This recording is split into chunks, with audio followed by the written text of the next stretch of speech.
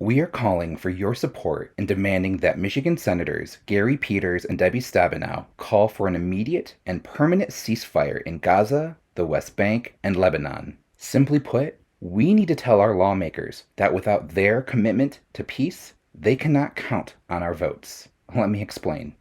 In 2020, Joe Biden's margin of victory in Michigan was approximately 155,000 votes. Estimates show that nearly 70% of Arab Michigan voters backed Biden. Michigan Arabs quite literally handed Joe Biden the win in a pivotal swing state. Now Biden is turning his back on the same group that helped him claim victory. Beyond that, Biden's failure to address the humanitarian crisis in Palestine is causing him to hemorrhage support among young voters, black voters, and voters from indigenous populations. And that fallout isn't just hurting Biden.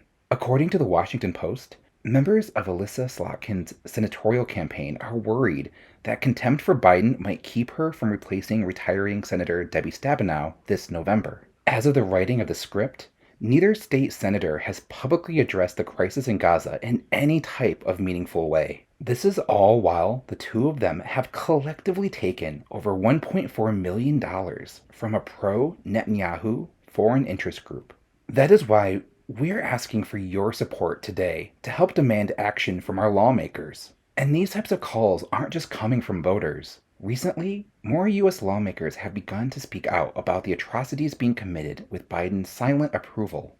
Senators Jeff Merkley and Chris Van Hollen visited the Egyptian side of the Rafah crossing and were dismayed at what they saw, with Van Hollen telling Face the Nation, "This is a 24/7 humanitarian crisis, and we need a system that will recognize that people are dying every day." Van Hollen is correct. We need a system that will recognize the people. And that starts with demanding action from our current lawmakers.